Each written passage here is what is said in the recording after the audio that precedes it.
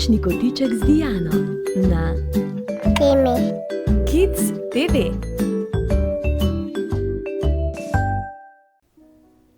Dober večer, otroci.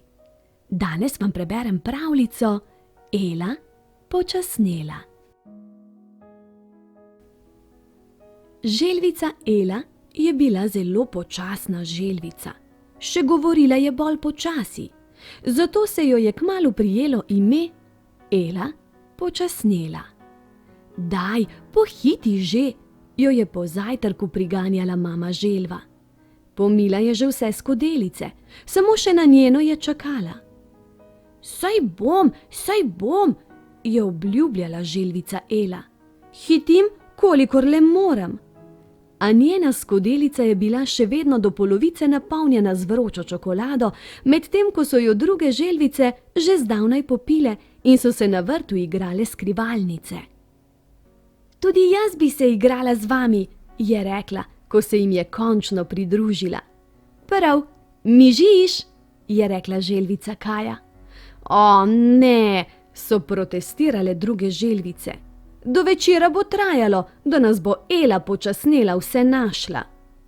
Tako se želvica Ela z drugimi želvicami ni igrala skrivalnic, pa še marsičesa drugega zaradi svoje počasnosti ni počela skupaj z njimi. Pravzaprav se z drugimi želvicami, razen pri jedi, sploh ni družila. Toda nekega dne se je vse spremenilo. Kam pa tako hitiš? Jo je vprašal Pavš. Hitim? Se je začudila želvica Ela. Skoraj bi me pohodila.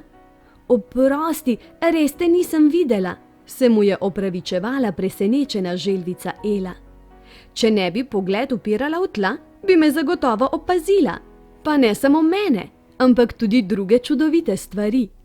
Katere čudovite stvari? Ga je presenečeno pogledala želvica Ela.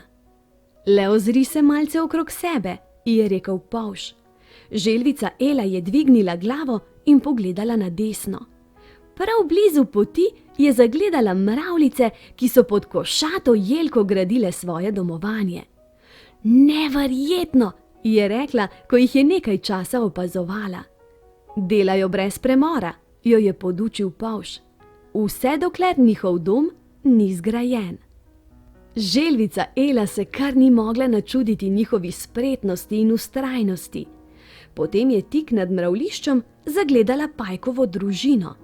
Tudi oni so imeli polne roke dela. Sproti so izdelovali pletivo in z njim pletli mreže.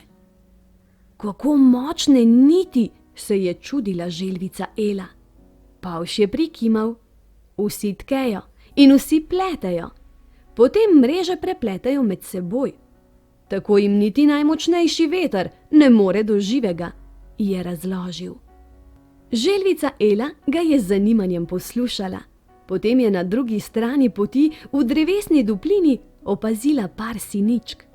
Poglej, je bila navdušena. V kljunčku prinašata slamice in jih slino lepita skupaj. In tako bosta spletla gnezdo za svojo družino, je dodal Pavš. Želvica Ela je še dolgo z zanimanjem opazovala siničji par. Pa tudi mravljice, ki so svoj dom zdaj gradile že v nadstropjih. In pajke, ki so svoje mreže pletli kar po zraku. Neverjetno, je ponavljala želvica Ela.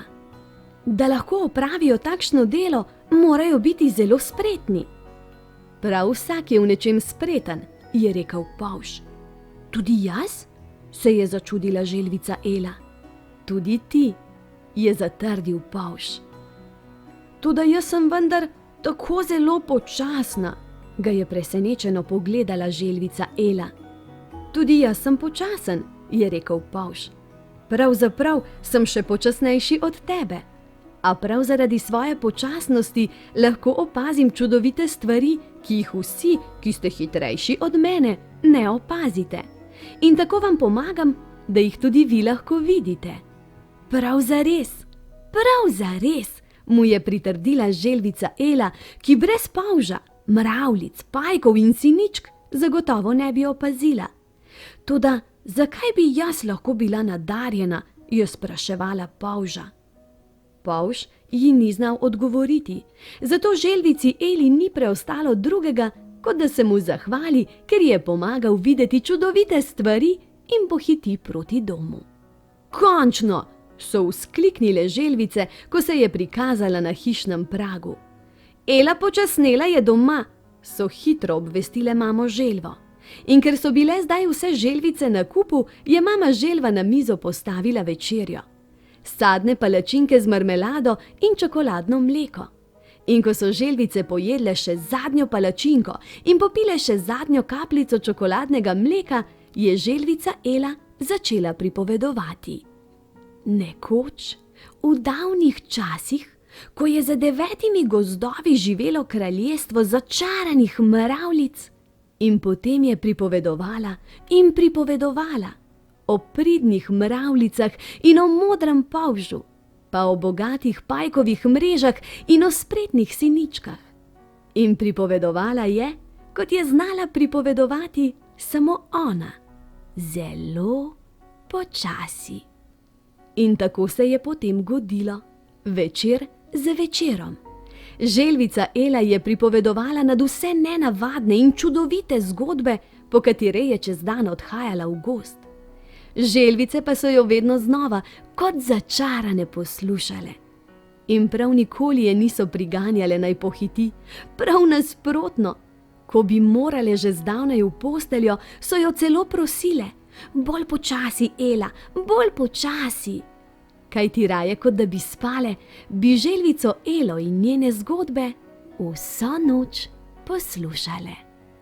Polž je imel prav, čisto vsak izmed nas je v nečem dober. In želvica Ela je odkrila svoj talent. Pripovedovanje zgodb ji več kot očitno gre odlično od ust. Le kaj gre vam še posebej dobro od rok? Malo razmislite, pa mi zjutraj poveste, zmenjeno? Zdaj pa hitro spat. Le še objem, polubček in lahko noč.